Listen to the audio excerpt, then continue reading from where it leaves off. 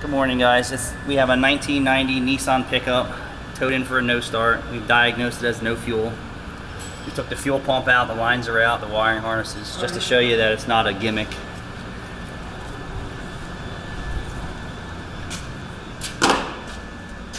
We're going to show you more uses of CRC brake clean. One is to remove Plasti dip from wheels the fastest way possible. We're going to spray it right down into the carburetor intake, whatever you have. You don't want to puddle it in there, you want to mist it. Yeah, crank it, Ray. So you can see it doesn't fire. Yeah, do it again. Alright, I'm going to spray it with brake clean, crank it.